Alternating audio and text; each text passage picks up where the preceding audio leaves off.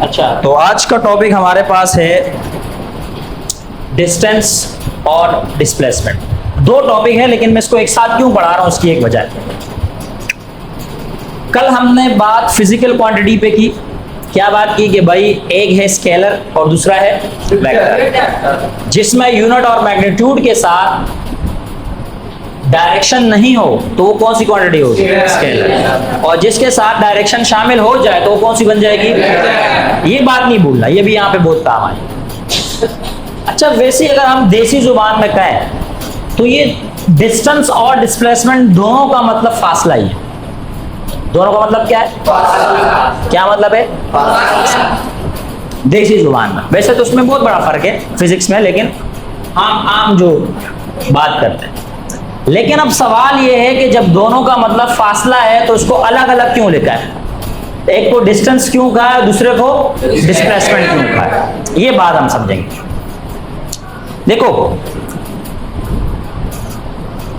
अगर मैं कहूं कि ये पॉइंट है, सही, इस पॉइंट को मैं किसी भी चीज का नाम देता हूं, ये पॉइंट ए है, सही है। और एक ये पॉइंट है, इस पॉइंट को मैं किसका नाम दे दूं? बी। पॉइंट का मतलब है कि ये जगह है, दूसरी ये जगह है। आप इसको पॉइंट वैसे नहीं लो। अगर मैं कहूं कि भाई एक बच्चे को मैं भेज दूं बाबे नईम के बाहर खड़ा कर दूं, मतलब बाहर नहीं, ये जो बाबे नईम का मस्जिद जहां से खत्म होती है, जहां से चप्पल पहनते हो, यहां खड़ा कर दूं। और मैंने कहा कि यार इस बच्चे को जाना है बाबे हलीम, बिल्कुल सीधा रोड है ना, बाबे हलीम जाना है।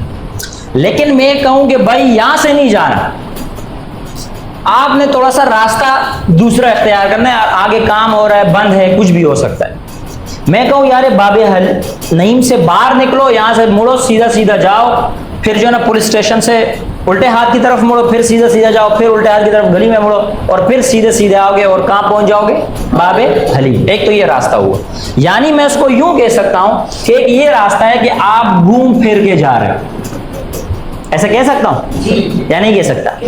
भाई बाबे हलीम तक जाने के लिए दो रास्ते हैं। एक तो आप बाबे नईम से सीधा सीधा चले जाओ, तब भी बाबे हलीम पहुंच जाओगे। और एक रास्ता वो है कि आप जरा इस गेट से निकलो और घूम फिर के बाबे हलीम पहुंच जाओ। मेरी बात समझ आ रही है? यानी मैं पॉइंट ए से चलना स्टार्ट करूं और मैं घूम फिर के जाऊं कहां तक? पॉइंट बी तक। समझ रहे हो नहीं समझ रहे हो? तो अगर मैं पॉइंट ए से पॉइंट बी तक फासला तय कर रहा हूं, लेकिन वो खास डायरेक्शन में तय नहीं कर रहा।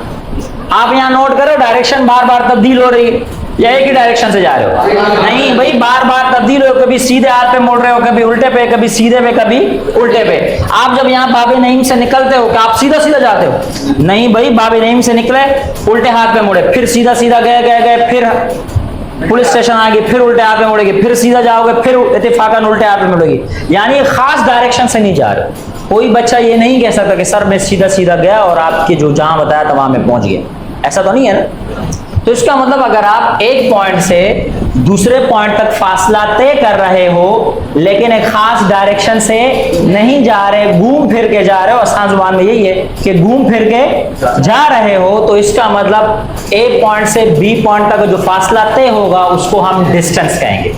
क्या कहेंगे? डिस्टेंस। तारीफ मुश्किल तो नहीं है? नहीं समझे? फिर से रिपीट कर रहा हूं। आप एक पॉइंट से बी पॉइंट जा रहे हो, लेकिन एक खास डायरेक्शन से नहीं जा रहे, बल्कि क्या कर रहे हो? घूम फिर के जा रहे हो। तो इसका मतलब अगर ये फासला तय होगा तो इसको क्या कहेंगे?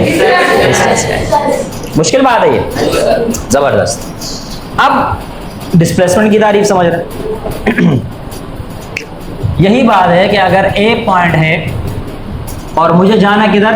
बी पॉइंट, और मैं बिल्कुल सीधा सीधा चला जाऊं,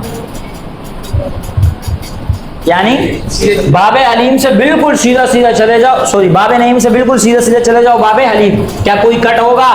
नहीं। कहीं मुड़ना पड़ेगा? नहीं। आपने कहा सिर्फ एक ही डायरेक्शन में हमने सफर तय किया। तो जब आप एक ही डायरेक्शन में सफर तय करो एक पॉइंट से दूसरे पॉइंट तक, तो उसको हम क्या कहेंगे? डिस्प्लेसमेंट। क्या कहेंगे? डिस्प्लेसमेंट। अब मैं आपसे सवाल पूछूंगा, जरा एक्टिव रहो। मुझे कौन बताएगा कौन सी स्केलर क्वांटिटी है और कौन सी वेक्टर क्वांटिटी है?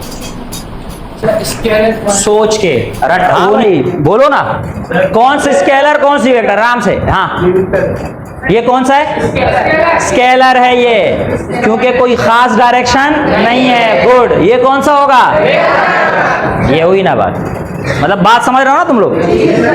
तो पे एक पॉइंट का इजाफा करूं कि भाई ये कौन सी क्वांटिटी है, स्केलर क्वांटिटी है।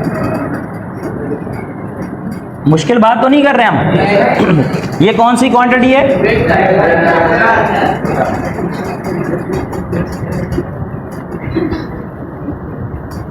जबरदस्त। अच्छा, अब दूसरे पॉइंट की तरफ चलते हैं। एक हमने तारीफ समझ ली, इसकी डेफिनेशन समझ ली, इसकी भी समझ ली, ये पता चल गया ये कौन सी क्वांटिटी और ये कौन सी क्वांटिटी। दूसरा, एक आप हमेशा याद रखो, जब आप डिस्टेंस का यूनिट बताते हो ना, ऐसा यूनिट, तो हमेशा फासले को किस में नापते हैं, मेजर किस में करते हैं, नहीं, हमेशा मेजर करते हैं फासले को मीटर में। किस में करते हैं, मीटर में। याद रखना, ये भी तो एक किस्म का फासला ही है ना, तो इसको भी किस में नापेंगे, मीटर। मुश्किल तो नहीं है, यानी इन दोनों के यूनिट क्या है, मीटर है, सेम है, क्योंकि है तो फासला, बस एक में डायरेक्शन और दूसरे में डायरेक्शन नहीं है, तो उसका डिफरेंस है, बाकी कोई फर्क नहीं है। अभी तक तुम लोगों को ये बात पता थी कि यार अगर सीधा सीधा जाएंगे तो डिस्प्लेसमेंट होगा और घूम फिर के जाएंगे तो क्या होगा, डिस्टेंस। अभी तक नहीं, हम तो कहते भाई डिस्टेंस ही है, फासला ही है। लेकिन अब बहुत सारी चीजें ऐसी होंगी जो आपके सामने खुलेंगी, दो दो करके आएंगी। अभी तक आपने डिस्प्लेसमेंट का नाम भी शायद नहीं सुना होगा, बेसिक क्लास है ना, तो डिस्प्लेसमेंट का नाम भी आपने नहीं सुना होगा। तो यही बात है कि फासला डिपेंड करता है उसके डायरेक्शन पे, जिसमें खास डायरेक्शन होगी और जिसमें खास डायरेक्शन ना हो। ठीक है, अच्छा तीसरा पॉइंट, सॉरी चौथा पॉइंट, एक डेफिनेशन हो गई। चौथा पॉइंट नोट करना, चौथा पॉइंट क्या है, छोटा पॉइंट कोई नहीं है। हाँ, एक और पॉइंट नोट करो। अब अगर मैं ये कहूं, मैंने यहां से दो बच्चे उठा लिए, एक जैद उठा लिया और एक अहमद को उठा लिया, हमाद को, सॉरी, मैं इन दोनों को कहूं यार जाओ जरा आप दोनों ये नीचे ही जो है जहां से मस्जिद स्टार्ट होती है वहां खड़े हो जाओ। खड़े हो गए। जैद को मैं कहूं कि आप जो है ना यहां से घूम के जाओ बाबे हलीम, यानी जैद को मैं कौन सा बोला दूं, डिस्टेंस। गुड। और हमाद को मैं कहूं कि भाई आप डिस्प्लेसमेंट तय करो, यानी सीधा सीधा जाओ। कौन जल्दी पहुंचेगा, डिस्प्लेसमेंट वाला क्या होगा, जल्दी पहुंचेगा। तो एक बात साबित हुई कि डिस्प्लेसमेंट शॉर्टेस्ट डिस्टेंस होता है, एक शॉर्टेस्ट फासला होता है दो पॉइंट के दरमियान। यानी अगर एमसीक्यूज आ जाए कि डिस्टेंस शॉर्ट होता है या डिस्प्लेसमेंट, तो भाई डिस्प्लेसमेंट दो पॉइंट के दरमियान शॉर्ट होता है, फासला इनके दरमियान कम होता है, ये बात याद रखना। ठीक है, बनिस्बत किसके, डिस्टेंस। ठीक है, तो यहां तक बात क्लियर है मेरे ख्याल से। इसमें तो ऐसी और कोई बात नहीं है जो बताई जाए। इसको यूनिट में मेजर करते हैं, स्केलर क्वांटिटी है और डेफिनेशन भी समझ आ गई। हाँ, इसका फार्मूला अब जो है ना जाती तो इसका अपना फार्मूला नहीं है, लेकिन फिर इसका फार्मूला स्पीड और वेलोसिटी से बनाया जाता है, तो हम उसको लिख देते हैं, मसला नहीं है। वैसे इसको एक्सप्लेन इंशाल्लाह वेलोसिटी वाले टॉपिक में करेंगे, इसके बाद का जो टॉपिक है। ठीक है, इसका फार्मूला क्या बनेगा हमारे पास, इसका फार्मूला बनेगा, ये फार्मूला कैसे बनेगा इंशाल्लाह वेलोसिटी वाले टॉपिक बताऊंगा। तो इसका फार्मूला बन जाएगा S equal to V multiply by T। हाँ, एक पॉइंट देखो, ये वाला पॉइंट याद है ना, हम जो है डिस्टेंस को किससे डिनोट करते हैं, मैं वही सोच रहा हूं कि मैं एक पॉइंट भूल रहा हूं। और हम डिस्प्लेसमेंट को किससे डिनोट करते हैं, डिनोट का मतलब तो पता है ना। ठीक है, यहां देखो, हम डिस्टेंस को डिनोट करते हैं कैपिटल एस से। किससे डिनोट करते हैं? तो जहां पे आपको कैपिटल एस नजर आएगा, यानी जब डिस्टेंस की बात हो रही होगी, तो आपने उसकी जगह पूरी कहानी नहीं लिखनी कि डिस्टेंस की पूरी स्पेलिंग लिख दो। आप उसकी जगह सिर्फ क्या इस्तेमाल करो? कैपिटल एस इस्तेमाल कर लो। सामने वाला समझ जाएगा किसकी बात हो रही है, डिस्टेंस की बात हो रही है। मुश्किल तो नहीं है। और यही कहानी अगर मैं डिस्प्लेसमेंट के ऊपर बात करूं, तो डिस्प्लेसमेंट को हम स्मॉल डी से जाहिर करते हैं, और चूंकि ये तो वेक्टर क्वांटिटी है, तो हम इसके ऊपर क्या लगा दें? एरो भी लगा दें। कल ये बात समझाई थी मैंने कि वेक्टर वाले के सिंबल के ऊपर एरो लगता है, या बार लगा दो, या उसको बोल्ड कर दो, ठीक है, डार्क कर दो। तो ये तीनों कंडीशन में आप डिस्प्लेसमेंट को लिख सकते हो। और अगर ना भी लगाओ तब भी मसला नहीं है। कुछ बुक्स में कोई सिंबल नहीं लगा होता, सिर्फ डी लिखा होता है, तो तब भी बात ठीक है कि भाई ये डिस्प्लेसमेंट है। स्मॉल डी हमेशा किसको रिप्रेजेंट करेगा? डिस्प्लेसमेंट को। कैपिटल एस किसको रिप्रेजेंट करेगा? डिस्टेंस को। ठीक है, तो अब मैं फार्मूले की तरफ जाता हूं। ये जो एस है, तो इस एस का क्या मतलब है? डिस्टेंस, है ना। और इस v का मतलब है स्पीड। इस v का क्या मतलब है? स्पीड। इसके ऊपर अगले टॉपिक में डिस्कस करेंगे इंशाल्लाह कल। और ये जो t है, ये किसको जाहिर करता है? टाइम को।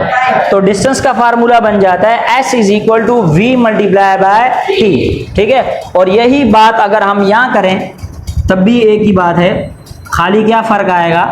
फर्क आ जाएगा v is equal to d multiply by t। v का क्या मतलब है? वेलोसिटी। ठीक है, और डी का क्या मतलब है? डिस्प्लेसमेंट। ठीक है, हाँ। अब ये वेलोसिटी और स्पीड में क्या फर्क होगा इंशाल्लाह कल वाले लेक्चर में बात करेंगे इसके ऊपर। ठीक है, तो इंशाल्लाह इसके ऊपर बाकी मजीद। इसमें कोई सवाल है किसी के ज़हन में तो पूछ सकता है जी। क्या? देखो, डिस्प्लेसमेंट को डी से ही रिप्रेजेंट करते हैं, इसको एस से करते हैं। अगर दोनों को डी से करेंगे फिर डिफरेंस कैसे पता चलेगा कि ये डिस्टेंस है या डिस्प्लेसमेंट है? फर्क होना चाहिए ना।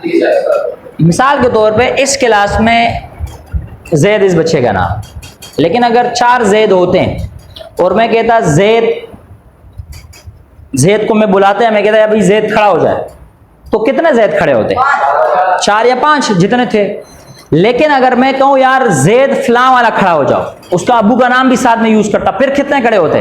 1। नाम जो है ना वो जाहिर करता है कि यार ये मेरी पहचान है, मुझे इससे पुकारा जाए। तो अगर इसको भी मैं स्मॉल डी से लिखूं, इसको भी डी से लिखूं, तो पता कैसे चलेगा कि यार ये डिस्टेंस की बात हो रही है या डिस्प्लेसमेंट की बात हो रही है? ऐसा ही है। तो ये जो ये इंटरनेशनल यूनिट्स होते हैं उसको उस हिसाब से मेजर करते हैं, शुरू से चलते हुए आ रही हैं। जब से फिजिक्स के जो स्टार्ट हुआ, इसमें बहुत सारे साइंटिस्ट का किरदार है। तो उन्होंने अपनी आसानी के लिए, लोगों की आसानी के लिए, हमारी आसानी के लिए हर एक उसके सिंबल बना दिए कि अब मैं डिस्टेंस की बात करूं तो पूरा डिस्टेंस लिखने की जरूरत नहीं, बस एक कैपिटल एस लिख दो तो बंदा समझ जाएगा कि यार ये डिस्टेंस की बात हो रही है। पूरे टाइम लिखने की जरूरत नहीं है, बल्कि सिर्फ क्या लिख दो? टी लिख दो तो हम समझ जाएंगे किसकी बात हो रही है, टी के। स्पीड लिखने की जरूरत नहीं है, सिर्फ वी लिख दो तो समझ आएगा बंदा के स्पीड की बात हो रही है। ठीक है, तो इस तरह ये इसके अपने अपने सिंबल लगे गए, और जो है ना ये उस हिसाब से उसको हम करेंगे। ये